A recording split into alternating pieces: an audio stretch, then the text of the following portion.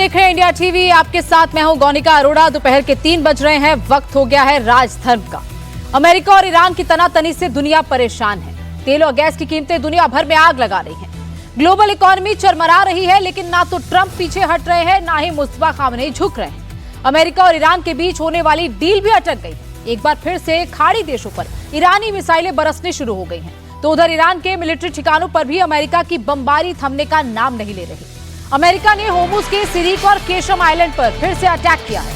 अमेरिकी सेना ने ईरान के रडार और साइट्स को निशाना बनाया।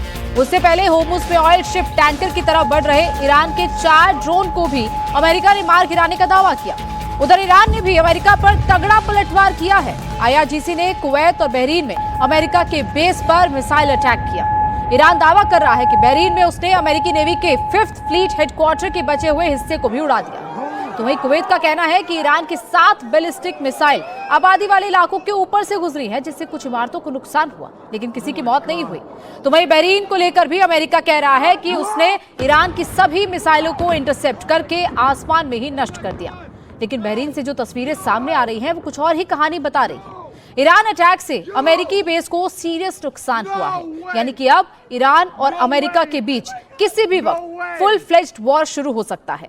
ईरान के विदेश मंत्रालय ने अमेरिका पर सीज फायर तोड़ने का आरोप लगाया है। ईरानी फॉरेन मिनिस्ट्री का यह कहना है कि अमेरिका तनाव कम करने की बजाय अपने मिलिट्री एक्शन से पूरे इलाके की सुरक्षा को खतरे में डाल रहा है। ईरान ने धमकी देते हुए कहा कि इन हमलों के बाद जो भी हालात पैदा होंगे और उसके जो भी नतीजे होंगे, उनकी पूरी की पूरी जिम्मेदारी सिर्फ अमेरिका की होगी।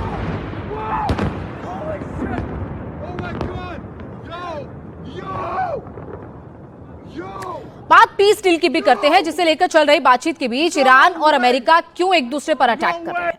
ट्रंप बार बार क्यों ईरान को धमकी दे रहे हैं। ट्रंप ईरान के साथ डील करना चाहते भी हैं या नहीं। अब IRGC ने अमेरिका को सीधी वार्निंग दे दी है। IRGC ने कहा है कि जिस तरह से अमेरिका ने उसके रडार साइट्स पर अटैक किया है, उसके बाद वो अगर स्ट्रेट ऑफ होर्मुज को पूरी तरह बंद कर देता है, तो इसकी पूरी जिम्मेदारी अमेरिका की होगी।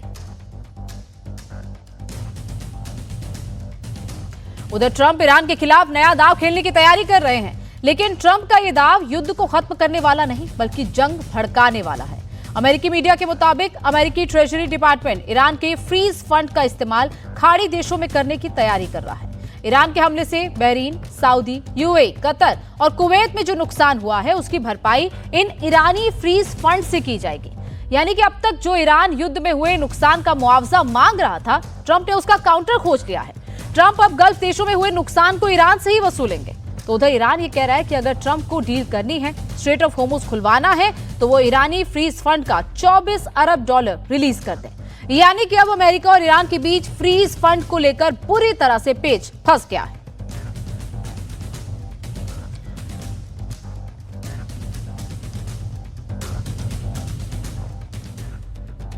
और इसी पर चर्चा करने के लिए हमारे साथ खास मेहमान जुड़ गए हैं। प्रोफेसर अमिताभ सिंह, विदेश मामलों के विशेषज्ञ, हमारे साथ जुड़े हैं। इसके अलावा major general retired AK Siwach हमारे साथ रक्षा विशेषज्ञ के तौर पर हमारे साथ जुड़े हैं। प्रोफेसर जमीर अब्बास जाफरी, इस्लामी विद्वान, ईरान से लाइव हमारे साथ जुड़ गए हैं। आसिफ रमीज दाऊदी जी, भू राजनीतिक विश्लेषज्ञ, सऊदी अरब से हमारे साथ लाइव जुड़ गए हैं। वहीं कार्तिक गौर, भू राजनीतिक विशेषज्ञ, दुबई से हमारे साथ लाइव जुड़ गए हैं। और प्रमीत माकुड़े, अमेरिका अध्यक्ष A4H, हमारे साथ इस वक्त इस चर्चा में शामिल हो गए हैं। सबसे पहले सिवाच जी, कैसे होगी ये जंग खत्म? क्योंकि बार बार यही कहा जा रहा था कि सीज फायर है, लेकिन ये सीज फायर पर तो खतरा मंडराने लगा है। एक तरफ ड्रोन अटैक हो रहे हैं, उसको रिटेलिएट किया जा रहा है। अटैक अब कुवैत में भी हो रहे हैं, बहरीन में भी हो रहे हैं। हाँ बिल्कुल गौनिका, लगता तो ऐसा ही है कि वार और पलटवार का दौर स्टार्ट हो गया है। अमेरिका ने पहले अटैक किया ईरान की एक प्रकार से रडार साइट पे भी, और उनकी जो कैसम आइलैंड है वहां पर मिसाइल साइट उन पे भी हमला किया, और ईरान ने पलटवार किया जो कुवैत में और बहरीन में स्पेशल नेवल हेडक्वार्टर है और दूसरी जो मिलिट्री बेसिस हैं अमेरिका की। अब इससे हो क्या रहा है? क्या अमेरिका वाकई पीस डील चाहता है? मुझे अभी भी लगता है कि अमेरिका चाहता है, क्योंकि अमेरिका की कंडीशन इतनी अच्छी नहीं है। उनकी जो स्पेशली डोनाल्ड ट्रंप की अप्रूवल रेटिंग गिरती जा रही है, मिड टर्म इलेक्शन है, वो कहीं ना कहीं एक पीस डील, एक फेस सेविंग पीस डील चाहते हैं। मगर सच्चाई है इजराइल इस डील को नहीं चाहता है। इजराइल इसीलिए लेबनान पे हमला करता जा रहा है, जबकि ईरान भी चाहता है कि ये डील हो, मगर वो चाहेगा कि पूरे एरिया में ही डील हो। इसका मतलब यह है कि इजराइल लेबनान पे हमला करना बंद कर दे। मगर जो सिचुएशन अब डेवलप हो रही है वो काफी ऐसा लगता है सरप्राइजिंगली, अगर अमेरिका डील चाहता है तो फिर वो हमले क्यों कर रहा है, क्योंकि जिस प्रकार से हमले हुए हैं ये तो डील का कोई मतलब नहीं। और दूसरी बात, बहुत अच्छा पॉइंट आपने बोला कि अभी तक तो ईरान मांग रहा था कि जो भी उसको नुकसान हुआ उसकी भरपाई हो। अब उल्टा वार कर दिया ट्रंप ने कि कहता है कि जो भी इनके एसेट फ्रीज कर रखे अबाउट $100 बिलियन, उसमें से वो पैसा इस्तेमाल हो जो गल्फ कंट्रीज के अंदर नुकसान हो। तो मुझे लगता है अभी भी ये पोस्चरिंग है, प्रेशर टैक्टिक्स है एक दूसरे पे। और अमेरिका ज्यादा प्रेशर डालने की कोशिश कर रहा है कि ईरान कहीं ना कहीं बातचीत के लिए सहमत हो। मगर ये समय बताएगा, इसके अंदर भूल चूक हो सकती है। और अब थोड़ी भूल चूक हुई तो ये लड़ाई दोबारा स्टार्ट होगी। अगर ये लड़ाई दोबारा स्टार्ट होती है, इसकी तीव्र गति भी बढ़ेगी और इसका दायरा भी बढ़ेगा। ठीक है जाफरी जी, क्या चाहता है ईरान? क्योंकि आप तो मांग कर रहे हैं, ईरान की तरफ से मांग की जा रही है कि $24 अरब ये भी एक तरीके से पीस डील का हिस्सा हो, वो उनका फंड वापस किया जाए। अमेरिका ने फ्रीज किया हुआ है, लेकिन अमेरिका चाहता है कि उससे वो भरपाई हो जो कि गल्फ कंट्रीज को नुकसान हुआ है। तो क्या ऐसे दौर में बातचीत हो पाएगी, या फिर अब ईरान भी इस मूड में आ गया है कि युद्ध दोबारा से शुरू हो जाए और अगर अमेरिका अटैक करता है तो ईरान पूरी तरह रिटेलिएशन के लिए तैयार है?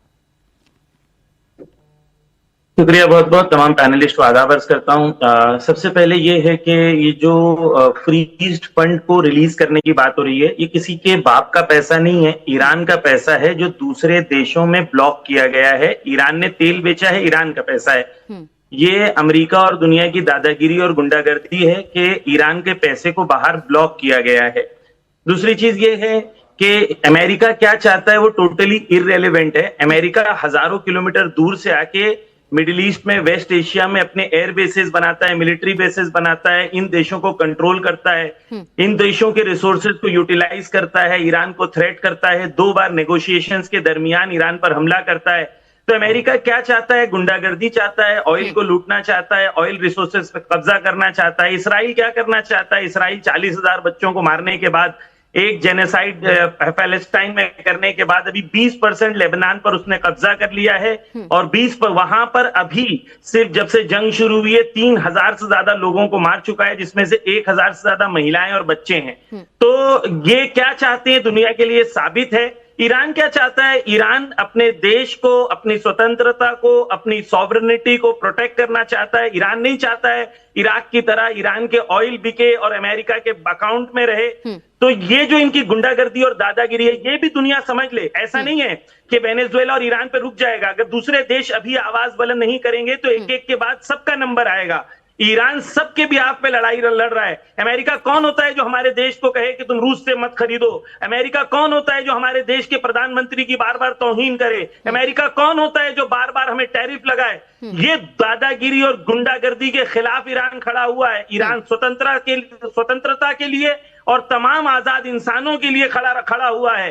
तो ईरान की जंग सिर्फ ईरान की जंग नहीं है, तमाम आजाद देशों की जंग है, तमाम उन देशों की जंग है जो देश हमेशा से ये सोच रहे थे कि कब ये गुंडागर्दी रुकेगी। ईरान ने सबके बिहाफ पे बदला लिया है। और जहां तक रही मिलिट्री की बात, तो ये सुन ले दुनिया के 19 एयर बेसेस इनके टोटली तबाह हुए हैं। CNN, BBC सबकी रिपोर्ट है कि 283 मिलिट्री साइट्स टोटली तबाह हो गए हैं। सैटेलाइट इमेजेस बता रही हैं कि वो टोटली ध्वस्त हो गए हैं। अगर इस बार जंग हुई तो वो चीज होगी जो अमेरिका ने कभी ख्वाब में नहीं सोची थी। और अमेरिकन बेसेस जो इस वक्त टोटली टूट गए और उनके 30,000 सिपाही जो बेसमेंट्स में छुपे हुए थे, अब उन्हें बेसमेंट्स में भी छुपने की जगह नहीं मिलेगी। इनको रिटर्न होकर अमेरिका जाना पड़ेगा। ये अमेरिकन बिल्कुल क्लियरली सुन लें। ठीक है सर, युद्ध तो देखिए कोई नहीं चाहता है, और युद्ध विश्व के लिए किस तरह खतरा बना हुआ है ये हर कोई देख रहा है। तेल के दाम बढ़ रहे हैं, गैस के प्राइसेस बढ़ रहे हैं, संकट इस वक्त वैश्विक संकट आकर खड़ा हो गया। ठीक है जाफरी जी। प्रमीत माकोड़े, कौन होते हैं डोनाल्ड ट्रंप? कौन होते हैं डोनाल्ड ट्रंप कि वो ईरान को कब्जे में लेना चाहते हैं, वेनेजुएला को कब्जे में लेना चाहते हैं, पूरे देश पूरे दुनिया पर राज करना चाहते हैं? कौन होता है अमेरिका? क्यों अमेरिका की दादागिरी चल रही है? ये सवाल पूछा जा रहा है बार बार। नहीं, देखिए, टीवी पे आकर मैं बार बार यही कहता हूं कि टीवी पे आकर एक प्रोपेगेंडा सेट करना और बड़े एक कि ईरान जीत रहा है, अमेरिका के सब बेसेस तबाह हो गए हैं, अमेरिका पूरी तरह से झुक गया है, इस तरह का नैरेटिव सेट करना बड़ा आसान हो जाता है। बट वास्तविकता इससे पूर्ण रूप से अलग है। वास्तविकता में America has a very solid upper hand militarily, economically, diplomatically. अगर आप समय दे तो मैं हर चीजों को बड़े स्टैटिस्टिक्स के साथ कहूंगा, बट मेन आपका प्रश्न था कि कौन होता है अमेरिका। देखिए, if you are a superpower, if you are spending $1.1 trillion on your defence, if you are the most innovative military power in the world, तो हम prevention is better than cure को मानते हैं, piece through strength की बात करते हैं। और ये अमेरिका की मेनलैंड को कोई खतरा नहीं है। ये हमारे जो अलाइज हैं उसमें से 5-6 मुस्लिम देश हैं जो खुद उनके ईरान के आसपास के हैं। They are feeling threatened for many many year. Iran उन पर दादागिरी करता था, उस वजह से आज एक नहीं 5 या 6 मुस्लिम देश अमेरिका के साथ में हैं। हमारा एक खास अलाय जो इजराइल, जो हमारा खास अलाय था, उनको हमेशा ये कहते थे death to America, death to Israel. एक आपको मैं वाकया बताता हूं, किसी पैनलिस्ट ने भी उस पर जिक्र किया था, बड़े सीनियर डिप्लोमेट थे, कि स्पेन के प्रधानमंत्री जब कुछ साल पहले आयतुल्लाह खुमैनी साहब से मिले थे, तो उन्होंने पूछा था आयतुल्लाह खुमैनी जी से कि जब आप सुबह उठते हैं तो आपको सबसे पहला विचार क्या आता है? तो ही सेड, सबसे पहला विचार मेरा यह आता है कि मैं इजराइल को कैसे इस दुनिया के नक्शे से हटा दूं। जब इस तरह की सोच आपके सुप्रीम लीडर की हो, इनसे रेफरेंस मांग ले। इजराइल तो आपके हाथ से निकलता जा रहा है ना। इजराइल तो आपकी भी बात नहीं सुन रहा है। इजराइल तो डोनाल्ड ट्रंप की भी बात नहीं सुन रहा है। डोनाल्ड ट्रंप खुलेआम कह रहे हैं नेतन्याहू को, लेकिन वो बात ही नहीं मान रहे उनकी। देखिए, थोड़ा तो डिफरेंस, देखो, when there are 2 separate countries कुछ डिफरेंसेस होंगे, but by and large America and Israel are in sync. जब भी किसी युद्ध में अभी वो जा रहे हैं गल्फ कंट्रीज यानी ईरान के विरुद्ध या गल्फ रीजन में, तो उसमें बहुत ज्यादा मतभेद नहीं है, कुछ डिफरेंसेस हैं और उसको दोनों बातचीत करके उसका समाधान कर लेते हैं और एक यूनिफाइड स्ट्रेटेजी के थ्रू आगे बढ़ रहे हैं। बट मेन चीज ये है मैडम कि इस्लामिक जिहादी रोग रजीम, मैं हर इस्लामिक व्यक्ति के अगेंस्ट नहीं बोल रहा हूं, मैं केवल इस्लामिक जिहादी रोग रजीम और आयतुल्लाह खुमैनी साहब जैसे, जिनको death to America, death to Israel उनका एकमात्र मकसद था, उस देश के हाथों कभी भी न्यूक्लियर पावर नहीं आने दी जाती, क्योंकि उससे एक बार उस देश के पास अगर एक बार न्यूक्लियर पावर आ जाए, तो जैसे वो एक केवल स्ट्रेट ऑफ हॉर्मुज की वजह से पूरी दुनिया को ब्लैकमेल कर रहा है, हाहाकार मचा रहा है, आप सोचिए उससे कई गुना ज्यादा, 100 गुना ज्यादा मैं कहूंगा, पूरी दुनिया में हाहाकार क्रिएट करते हैं। और हमको मेनलैंड अमेरिका को खतरा कभी नहीं है, हमारे अलाइज और हमारे दोस्तों को खतरा होता है। इसके लिए अमेरिका आज लड़ाई लड़ रहा है कि अमेरिका दूसरे के कंधे में बंदूक रख के चला रहा है और खुद के मेनलैंड को कोई खतरा नहीं है, बाकी कंट्रीज खतरे में आ रही है। जिसका एक उदाहरण सर ये भी है कि कुवैत में जो अटैक हुआ है, कुवैत की तरफ से भी कहा गया कि जो नया अटैक ईरान ने किया है वो डेंजरस है। वो किस तरीके से डेंजरस एस्केलेशन है, क्योंकि वो सिटीजंस को नुकसान पहुंचा रहा है, रेजिडेंट्स को नुकसान पहुंचा रहा है। पहले ये कहा जा रहा था कि अमेरिका के मिलिट्री, मैडम आज वहां की बात भी सुन लीजिए ना, आप अपनी बात तो रख रहे हैं। ईरान के जो ठीक है सर, बात भी सुन लीजिए, जो बाकी कंट्रीज कह रही है मैं उनकी बात कहना चाहता हूँ। ये सर आपके एलाइज जो कह रहे हैं कि ईरान किस तरीके से खतरा आगे और उनके लिए बनता जा रहा है। पहले मिलिट्री बेसिस जो अमेरिका के उन पर अटैक हो रहे थे, अब सिटीजंस को नुकसान हो रहा है। आपसे आसिफ रमीज जी, ये बार बार ये कहा जा रहा है कि अब कंट्रीज में जिस तरीके से रेजिडेंशियल एरिया है वहां पर अटैक हो रहे हैं, ईरान की तरफ से ऐसे अटैक सब किए जा रहे हैं। Gonika ji, thank you very much for having me here. ये बिल्कुल आप सही कह रही है। शुरू से मैं इस बात को कहता हूं कि अगर रिटेलिएट करने की दलील दी जाती है या अगर इस तरीके से आप कहते हैं कि आपके राइट्स हैं, तो मैं हमेशा कहता हूं सभी कंट्रीज के अपने अपने राइट्स हैं, सब सोवरेन कंट्रीज हैं और सबको इसका एक जीने का अधिकार है। वैसी सिचुएशन में अगर आप बेसिस पे अटैक करने की बात करते हैं, तो अगर आप कल की ही बात करें, अगर कुवैत की बात करें, तो वहां पे क्या एयरपोर्ट्स पे जो लोग हैं या हमारे एक भारतीय जो है उसकी भी जान जाने की खबर आई, तो वो कौन से किस चीज का हिस्सा थे?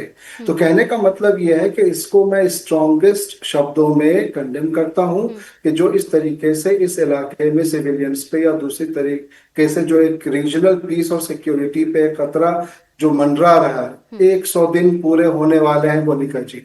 बीच में कई बार ऐसा लगा कि बहुत ही ज्यादा सीवियर इसकी सिचुएशन बनने वाली है, फिर सीज फायर की बात आई, फिर उसके बाद देखें कि इस तरीके की घटनाएं शुरू हो गई। अगर ये बात होती है तो देखें कितना ज्यादा असर पूरी दुनिया पे पड़ता है। आप देखें कि इस इलाके में, मिडिल ईस्टर्न कंट्रीज में, जीसीसी कंट्रीज में किस तरीके से बात होती है विजन की, बात होती है प्रोग्रेस की, बात होती है डेवलपमेंट की।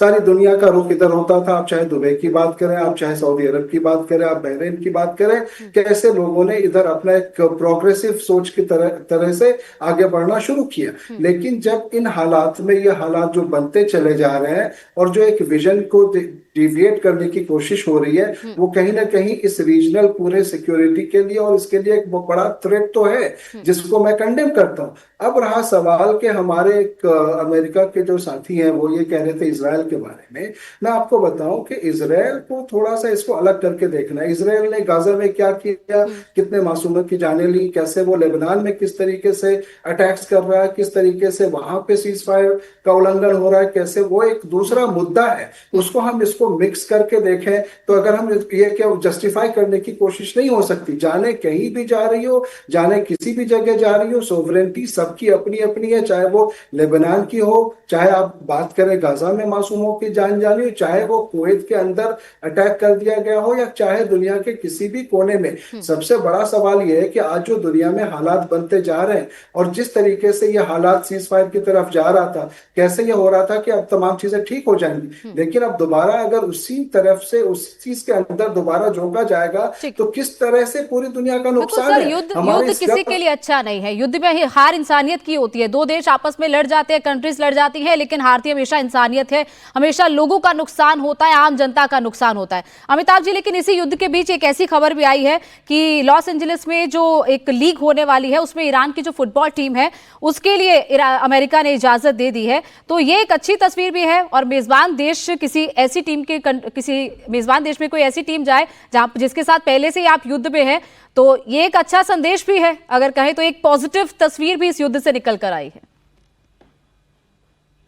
ये एक संशय बना हुआ था कि ईरान की टीम अमेरिका जाएगी कि नहीं, वीजा मिलेगा कि नहीं। बीच में अमेरिका तैयार हो गया था कि सिर्फ उनके टीम को भेजेंगे, उनके जो मैनेजर्स या कोच हैं उनको नहीं भेजेंगे। लेकिन फिलहाल तो मामला थमसा गया है वहां। लेकिन एक बात तो यह है कि स्पोर्ट्स को हमेशा अलग रखना भी चाहिए था, और ये एक स्पोर्ट्समैन स्पिरिट भी है। लेकिन जिस तरह से पॉलिटिक्स पूरे दुनिया में हो रही है और जिस तरह से युद्ध के बादल पूरे दुनिया में आप देख रहे हैं, मंडरा रहे हैं, उसको देख के यही लग रहा है कि स्पोर्टिंग ही कुछ एक रिस्पाइट दे सकता है इस टेंशन से। लेकिन ईरान का जो इस समय पोजीशन है वो अब दुनिया को ब्लैकमेल करने की स्थिति में आ गया है, और ट्रंप साहब उससे जल्दी से जल्दी अपना पीछा छुड़ाना चाहते हैं। और किसी ना किसी तरह मुझे लग रहा है कि ट्रंप का जो एग्जिट प्लान है, या ऑफ रैंपिंग जिसको कहते हैं, वो ये चाहते हैं कि ये जितने भी खाड़ी के देश हैं जिसके खिलाफ ईरान लड़ रहा है या उनको अटैक कर रहा है, उनको किसी तरह से इन्वॉल्व किया जाए देर सबेर। और इजराइल जो है, इजराइल बैठ के पीछे देखता रहेगा। और इस समय जो होर्मुज की जो क्राइसिस है, जिसको ईरान एक ब्लैकमेल की तरह यूज कर रहा है, उसको अगर नहीं सॉल्व किया जाए तो आने वाले सिर्फ गल्फ कंट्रीज ही नहीं, पूरे दुनिया में एक तरह से इन्फ्लेशन, मुद्रास्फीति, ये सारी चीजें बढ़ जाएंगी। लेकिन अमेरिका इस समय ये जानता है कि जो युद्ध उसने शुरू किया था उससे अब जल्दी से वापस निकलने का कोई और रास्ता नहीं है। और जो भी मिनिमल प्रोग्राम इन दोनों का है कि इससे युद्ध खत्म किया जा सकता है, उस पर भी दोनों की सहमति नहीं हो पा रही है। और जो अभी इसमें ट्रंप ने जोड़ दिया है कि जो 24 बिलियन या 25 बिलियन डॉलर्स उनके जो बैंक में जमा है यूएई में और कतर में और यूरोप में, उनको उस रिकंस्ट्रक्शन के लिए बहरीन में या जहां भी अटैक कर रहा है ईरान, तो वो एक और पेचीदा मामला हो जाता है। क्योंकि अब तक दो ही चीजों पर मेरे हिसाब से इस जंग का आप कहें कि सीज फायर या युद्ध विराम नहीं हो रहा था, वो था एक तो पैसा, कि वो जो पैसा फंसा है ईरान का, जो तेल बेचा है उसने, उसका पैसा मिलना था, वो नहीं मिल रहा था। दूसरा न्यूक्लियर इशू। अगर इस तरह से ये बंदर बांट अगर उनके पैसों की करेगी तो और मामला पेचीदा हो जाएगा। और यही नहीं, ईरान के तो कई सारे और शर्त हैं, और दोनों मैक्सिमलिस्ट पोजीशन अगर लेके रखेंगे तो कभी भी ये इस युद्ध में शांति आएगी ही नहीं। और ईरान इस समय बैक टू द वॉल नहीं है, वो तो हार चुका है, सब कुछ हार चुका है, लेकिन ये जानता है कि जब मैक्सिमम अटैक करेगा उसमें वो दुनिया को ब्लैकमेल कर सकता है, इकोनॉमी खराब कर सकता है, और अपनी स्थिति उस रीजन में मजबूत बना सकता है। कार्तिक जी, 2 पॉइंट तो उन्होंने कहे कि 2 चीजों पर ये पूरा मामला फंसा है। तीसरी एक और चीज है, इजराइल और लेबनान के बीच में जो इस वक्त स्थिति चल रही है, जिसको लेकर ट्रंप बेंजामिन नेतन्याहू को भी कह चुके हैं कि आप अटैक्स रोक दीजिए, लेकिन अटैक नहीं रुक रहे हैं। नेतन्याहू बिल्कुल अब ऐसा लग रहा है कि उनके कहने से बाहर हो गए। तो कैसे ये नतीजे पर आएगा? क्योंकि सीज फायर की बार बार बात आती है टेबल पर, उसके बाद फिर से उस प्रस्ताव को वापस भेज दिया जाता है, फिर पाकिस्तान की भी एंट्री हो जाती है, पाकिस्तान भी फिर कोशिश कर रहा है, और गृह मंत्री भी वहां गए थे पाकिस्तान के ईरान, उन्होंने खामेनी से मुलाकात भी की है, वो फिर से एंट्री करना चाह रहा है इस पूरे पीस टॉक में अपने आप को एक मीडिएटर बनाने के लिए। जी सबसे पहले तो सारे दर्शकों को नमस्ते और सारे को पैनलिस्ट को भी। देखिए, ईरान का केस ऐसा है कि मैं डे वन से कह रहा हूं कि भैया वो डबल माउथ से बात कर रहे हैं।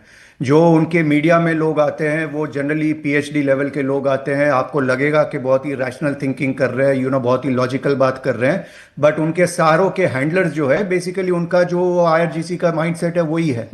तो मुझे तो उन पे जरा भी विश्वास नहीं है। और लोग ये समझ सकते हैं कि अभी के लेटेस्ट के 2 एग्जाम्पल्स आप ले लो कि भैया 10 दिन के आसपास के पहले जो उन्होंने यूएई पे जो हमला किया था तो उन्होंने एक्सेप्ट नहीं किया। बाद में ये प्रूव हुआ कि they use their proxies in Iraq to attack UAE. अभी जो कुवैत के एयरपोर्ट पे जो हमला हुआ था वहां पे भी उन्होंने पहले तो ब्लेटेंटली डिनाई किया, फिर बोला कि नहीं ये हमने नहीं किया, ये तो यूएस की पेट्रियट मिसाइल ने हमला किया था। बाद में जब सारे चीज क्लियर हो गई इंक्लूडिंग वीडियो एविडेंस, बाद में वो दूसरी बातें करेंगे। सो कहने का मतलब यह है कि it is very tough to negotiate with somebody जिसका हैंडलर कोई कहीं और है और हैंडलर का माइंडसेट क्या है वो लोग इनफ देख चुके हैं। और वो अब की बात नहीं है, 47 ईयर्स से इस रिजीम ने वही किया है कि अपने सारे जो पैसे हैं वो खुद के लिए टनल्स और बंकर बनाए और हुतीज, हिजबुल्लाह और ऐसे जो रेडिकल एलिमेंट्स है उनको पैसा दिया है। तो I have got nothing, no shame in saying कि भैया हमारा जो प्रॉब्लम है वो इरानियन रिजीम के साथ है। इरानियन के जो आदमी लोग हैं, जो बेसिकली जो पॉपुलेशन है वो तो यूएई में आधे मिलियन के करीब रहते हैं and they are all wonderful people. और उनको भी ऑप्शन दिया जाएगा कि भैया आपको यूएई में रहना है कि ईरान में रहना है, तो कोई जाना नहीं चाहता है ईरानियन रिजीम के साथ। तो फैक्ट ऑफ द मैटर ये है कि भैया they are making it difficult. आज के टाइम में उनकी जीरो क्रेडिबिलिटी है। आज के टाइम में अगर बैकडेटेड भी हम अगर सोचे कि भाई वो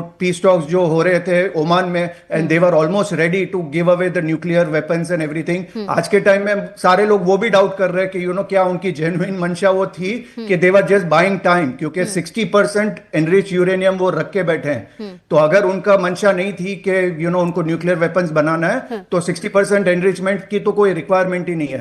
तो वन लाइन में मैं यही कहना चाहता हूं कि Iran is friend of none including India. उन्होंने हमारे 2 शिप पे फायर भी किया है और 2 शिप को डुबोया भी है। तो यही पीएचडी वाले जो लोग सामने बैठ के बड़ी बड़ी बातें करते हैं ना, उनके जासे में फंसना नहीं चाहिए। ठीक है जाफरी जी, ईरान पर फिर से आरोप, बार बार आरोप लगते हैं कि आईआरजीसी हर चीज देख रहा है, आपका जो लीडरशिप है वो तो कुछ कर ही नहीं पा रहा है। ईरान किसी का दोस्त नहीं है, किसी का सगा नहीं। जी पहली चीज तो ये है कि पता नहीं एक फिल्म थी, एक बंदा उस फिल्म को इंटरवल के बाद देखने आया।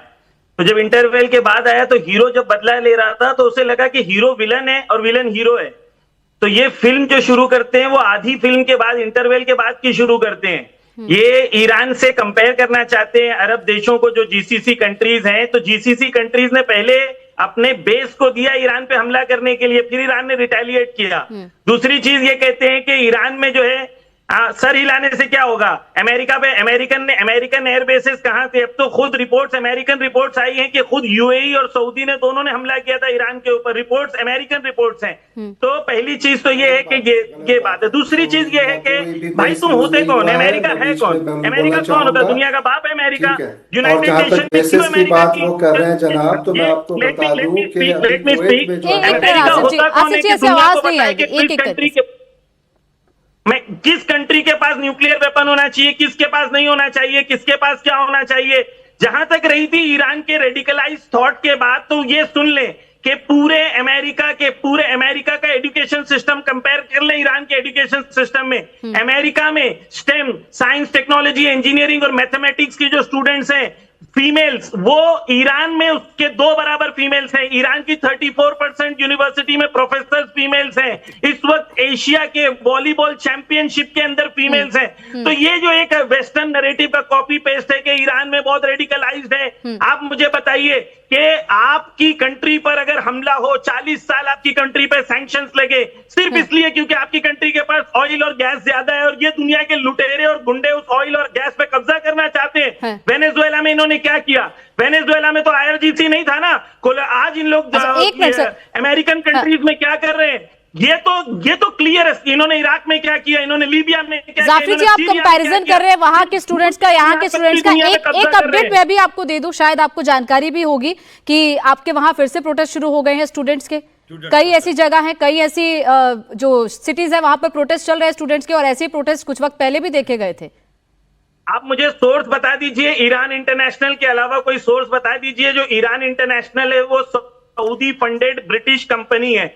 आप कोई भी आप एक एंकर हैं, मैं आपसे ये रिक्वेस्ट करता हूं कि आप इंटरनेशनल, आप एक नेशनल सर पहले तो प्रोटेस्ट हुए थे ना, चलिए आप अभी वाले डिनाई कर रहे हैं, पहले तो प्रोटेस्ट हुए थे ना, मैं आपको चैलेंज कर रहा हूं ना, ओपन चैलेंज है मुझे। आप सर आप मुझे क्या चैलेंज करें, हम तो जो रिपोर्ट्स आ रही है तो उसके आपके सामने रख रही हूँ, आप डिनाई कर दीजिए, आपका मन है तो आप डिनाई कर दीजिए, आप नहीं मानना चाहते मत मानिए। और आपके पास अगर सोर्स है तो ईरान इंटरनेशनल के अलावा सर पहले प्रोटेस्ट नहीं हुए क्या जाफरी जी, पहले प्रोटेस्ट नहीं हुए क्या? हुए है ना, उस चीज से आप कैसे डिनाई करेंगे? पूरी दुनिया, पूरे देश के सामने आया, पूरी दुनिया के सामने आया, कैसे आप डिनाई करेंगे? मैं आपको बता रहा हूं, मैं आपको सोर्सेज के साथ, देखिए मैं जर्नलिस्ट, मैं मीडिया पढ़ाता हूं, ठीक है। मीडिया में एक चीज कहती है adversary sources, when you get any information from an adversary sources, it is the responsibility of sir आप अगर आप टेलीविजन स्क्रीन पर देख पा रहे हो, आप जहां पर भी इंडिया टीवी एक्सेस कर पा रहे हो, आप तस्वीरें एक बार देख लीजिए, ये आप डिनाई कर दे ईरान की तस्वीरें नहीं है।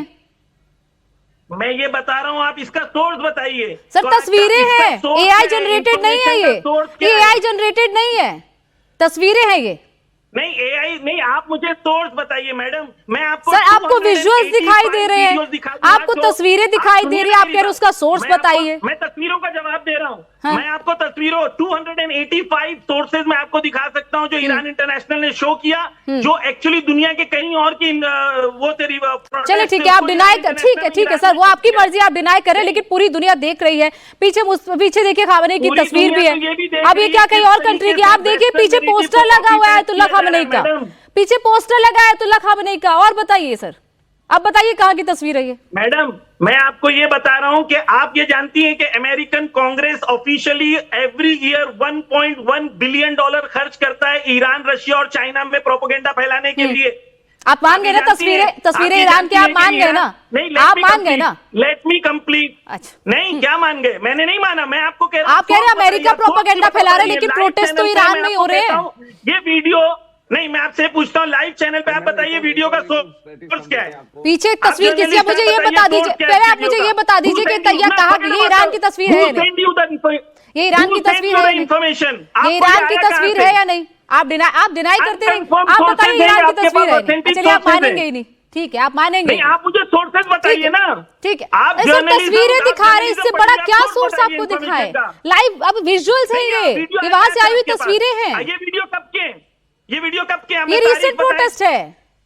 सोर्स बता, नहीं मुझे आपके बोलने से थोड़ी ना मालूम है, सोर्स बताएं मुझे। सर आप जहां देखेगा आपको ये तस्वीरें दिख जाएंगी। फेक न्यूज को ऑथेंटिसिटी देना चाह रही है मैडम। हम कोई फेक न्यूज को ऑथेंटिसिटी नहीं दे रहे, जो तस्वीरें आ रही है ईरान से निकलकर हम वही दिखा रहे हैं। आप उसको इनकार करना चाहते हो, आपकी मर्जी है, ठीक है सर, इस पे मैं बहुत ज्यादा बहस में नहीं पढ़ना चाहूंगी। ठीक है ठीक है, अरे चलिए ठीक है सर, ठीक है ठीक है ठीक है, give the source, if you से देन से अनकन्फर्म्ड सोर्सेज, कोई अनकन्फर्म सोर्सेज नहीं, पूरी दुनिया देख रही है, आप डिनाई करते रहिए, वो आपकी मर्जी है, ठीक है। दाऊदी साहब बार बार यही कहा जा रहा है कि से कुछ नहीं होता। अच्छा एक मिनट दाऊदी साहब, प्रोटेस्ट हो रहे हैं, तस्वीरें आ रही हैं, जिसको जाफरी जी डिनाई तो कर रहे हैं, और ये पहले भी प्रोटेस्ट हुए हैं, ऐसा तो है नहीं कि दुनिया के सामने प्रोटेस्ट आए नहीं, तो ईरान के अंदर भी अब कहीं ना कहीं फिर से वो जो विरोध था वो शुरू हो रहा है। गोनिका जी, जो जनाब सोर्स की बात कर रहे हैं वो तो एक्सेप्ट नहीं करेंगे। अभी उन्होंने खुद एक स्टेटमेंट दिया जिसमें मैं कह रहा हूं कि वो सोर्स बता दें। उन्होंने कहा कि सऊदी अरब के बेसिस को इस्तेमाल किया गया, उनके एम्बेसडर यहाँ पे हैं, उनका स्टेटमेंट देख लीजिए। उन्होंने शुरू में शुक्रिया भी अदा किया और कहा कि यहाँ की कोई भी बेसिस का इस्तेमाल नहीं किया गया। सऊदी अरब की समझदारी रही हमेशा से, और इस वजह से आज इस रीजन में अब पीस, और जो भी एक थोड़ी बहुत आप पीस की तमाम चीजें देख रही हैं, इस विजन की वजह से हो रहा है। इन्हें बहुत ही अक्लमंदी का सबूत दिया। वैसे में वो अभी कह रहे हैं कि यहाँ पे उनका बेस का इस्तेमाल किया गया, जो मैं कह रहा हूँ कि बिल्कुल भी नहीं हुआ है, और इसको प्लीज प्रोपेगेंडा नहीं फैलाए। एक बात। दूसरी बात, अगर वो बेसिस की भी बात करते हैं, तो अगर कुवैत के अंदर कल जो एयरपोर्ट पे अटैक हुआ, कुवैत के अंदर जो हमारे एक भारतीय की भी जानवीर मीडिया रिपोर्ट्स के हिसाब से आपने देखा होगा, मैं कह रहा हूं कि वहां पे कौन सा बेस था? वहां पे, और जो दूसरे अलग अलग सिविलियंस की जगहों पे अटैक्स हुई, वहां पे कौन सा बेस था? तो कहने का मतलब यहाँ पे ये हो रहा है कि आप चाहे कितना भी प्रोपेगेंडा फैला ले, इस रीजन में आपको थोड़ा सा देखें, जब आप इसकी बात करते सीज फायर की और पीस की, तो दोनों पार्टीज को अलग अलग तरीके से थोड़ा सा झुकना पड़ता है और दुनिया की फिक्र करनी पड़ती है। और आप अगर देखें कि आप पूरी दुनिया के लिए लड़ाई लड़ रहे हैं, तो आप इस रीजन में जो आपके पड़ोसी हैं, दोस्त हैं, बाप हैं, जिनसे आपके अच्छे रिलेशन बनते चले गए थे, आपने उन रिलेशंस की धज्जियां उड़ा दी, और उड़ाने के बाद आप कह रहे हैं आप सारी दुनिया के लिए लड़ रहे हैं। आप अटैक करो, आपने इजराइल पे क्यों नहीं अटैक किया? आप अमेरिका जाके आप क्यों नहीं अटैक कर रहे हैं? आप पूरी तरह से आपने इन जगहों को एक बेस बनाया कि हमें यहाँ करना है, और यहाँ पे इस रीजन में पूरी एक तरह से कह रहे हैं कि अभी दोबारा से अशांति फैलाने की कोशिश कर रहे हैं, जो ठीक नहीं है। आपको रिटेलिएट करना है तो आप प्रॉपर तरीके से करें और डायरेक्ट आप उनको अटैक करें। आप इजराइल तक पहुंच जो करना आप करते रहे, लेकिन आप पड़ोस में कहां पर हमला हुआ है जी बात कर रहे हैं आप ये बताइए। सऊदी के एयरबेस पे हमला हुआ है, सैटेलाइट इमेजेस मौजूद नहीं है। KC-135 सऊदी में क्या कर रहा था? चाय पिलाने गया था KC-135। आप ये बता दो, आप मुझे ये बता दो कि आप अपने एम्बेसडर पे यकीन करते हो या नहीं करते? मैं आपको ये बता दूं कि अमेरिका, आप मार्क रूबियो पे विश्वास करते हो कि नहीं? मार्क रूबियो खुद कह रहा है कि हमने सऊदी के बेसिस को इस्तेमाल किया, कुवैत के बेसिस को इस्तेमाल किया। खुद डोनाल्ड ट्रंप कहता है थैंक यू करता हूं मैं GCC कंट्रीज को कि इन्होंने वॉर में हमें पूरा सपोर्ट किया है। ठीक है साहब, ठीक है दाऊद जी, ठीक है। मैं और बता दूं एक बात, ठीक है ना, वो चीज अगर आप लगातार अटैक पे अटैक करते रह जाओगे, ठीक है, तो क्या अगला अब यही सवाल उठता है कि गल्फ कंट्रीज क्या करेंगे? ईरान पे हमला हुआ, ईरान रिटेलिएट कर रहा है। आप अजीब बात कर रहे हैं, आप ईरान पे अटैक। चलिए ठीक है जाफरी जी, ठीक है, ठीक है, आप रिटेलिएट कर रहे हैं, बिल्कुल अच्छी बात है कि आप अपने आप को डिफेंड कर रहे हैं, लेकिन सऊदी कंट्रीज पर एक मिनट, चलिए ठीक है दाऊदी जी, मेजर सिवाज, लेकिन सऊदी कंट्रीज पर जो बार बार फिर से अटैक शुरू हो गए, चाहे वो कुवैत हो, बहरीन हो, UAE हो, इन कंट्रीज, ये कंट्रीज की फिर से क्या एंट्री होगी, या फिर ये सिर्फ अपने आप को डिफेंसिव ही खेलेंगे? ये अभी भी क्या अमेरिका का साथ देते हुए सीधे सीधे युद्ध में उतरेंगे, सीधे सीधे जवाब देंगे, या फिर अभी भी वो सिर्फ डिफेंसिव खेलेंगे? देखो गोनिका, ये अभी तक तो उन्होंने डायरेक्ट हिस्सा नहीं लिया, क्योंकि एक सच्चाई है, ईरान ने इनके ऊपर हमला किया ये बताते हुए कि वहां से मिलिट्री बेसिस का इस्तेमाल अमेरिका ने किया। जैसे हमारे दो व्यूअर्स बोल रहे हैं कि ये कॉन्फ्लिक्टिंग वर्ड्स हैं, but all said and done ये सच्चाई है कि सबसे ज्यादा अगर नुकसान इस लड़ाई का हुआ है तो ये सभी खाड़ी के देशों को हुआ, क्योंकि इन देशों के अंदर जो ऑयल जाता था वो सारा रुक गया है। State of Hormuz by and large, वैसे सऊदी भेज रहा है ईस्ट वेस्ट से, और UAE भी कहीं ना कहीं भेज पा रहा है, मगर ये सच्चाई है कि इनको बहुत ज्यादा नुकसान हुआ है। और अब अगर इनके ऊपर डायरेक्ट हमले होते हैं तो ये रूल आउट नहीं कर सकते कि सऊदी, UAE, आपके कुवैत वगैरह ये हिस्सा ले। तो इसलिए सभी ये कह रहे हैं कि ये लड़ाई का कोई हल निकलना चाहिए, नहीं तो ये लड़ाई का दायरा बढ़ेगा तो नुकसान होगा। दो बातें और इंपॉर्टेंट है गोनिका, ये समझना चाहिए कि ईरान की भी इकोनॉमी बहुत डगमगा गई है। अगर ये प्रदर्शन हो रहे हैं, दोबारा स्टूडेंट प्रदर्शन स्टार्ट कर गए हैं, ये दिखलाता है कि ईरान को भी समझना चाहिए। ईरान ने समझा स्टेट ऑफ हॉर्मुज़ बंद करके कि काफी नुकसान हुआ है गल्फ कंट्रीज को, मगर जिस प्रकार से नेवल ब्लॉकेड अमेरिका ने किया है तो फिर ईरान को भी नुकसान है, क्योंकि उनका 90% ऑयल खर्क आइलैंड से जो था वो जा नहीं पा रहा है, उनकी जो स्टोरेज कैपेबिलिटी थी वो फुल हो चुकी है। तो उसके जो अभी तेल निकालने के ड्रिलिंग स्टेशन थे उनको बंद करना पड़ेगा। बात ऐसी है कि इसमें कोई जीता नहीं, दोनों तरफ से हार होगी अगर लड़ाई स्टार्ट होती है। मुझे अभी भी लगता है अमेरिका इस लड़ाई से निकलना चाहता है, उसको लगता है ये दलदल है, मगर उसको फेस से भी चाहिए। ईरान भी लड़ना नहीं चाहता, ईरान की इकोनॉमी अच्छी नहीं है, ईरान की जो प्रॉब्लम बहुत ज्यादा है, मिस गवर्नेंस है, वहां इन्फ्लेशन है, अनएम्प्लॉयमेंट है, मगर इजराइल नहीं चाहता ये लड़ाई रुके, क्योंकि इजराइल लबनान के अंदर हिजबुल्लाह करना चाहता है, इजराइल चाहता है कि ईरान और कमजोर। तो अब आकर आप जब तक डोनाल्ड ट्रंप प्रेशर नहीं डालेंगे नेतन्याहू पे, अगर वो अटैक करना बंद नहीं करेंगे हिजबुल्लाह पे, लबनान पे, तो फिर ये बातचीत नहीं होगी। और दूसरी एक बात है, न्यूक्लियर की बात है, मैं एक बात 10 सेकेंड, जो बात ईरान के कहने हैं कि 440 kg एनरिच यूरेनियम 60% है, ये याद रखो 60% से 90% बनाना कोई ज्यादा टाइम नहीं लगता, कम से कम 1-2 महीने में हो सकता है, और उससे फिर बम बन सकते हैं। इसलिए जो डिमांड है अमेरिका की वो थर्ड वर्ल्ड कंट्रीज को भी दे दें।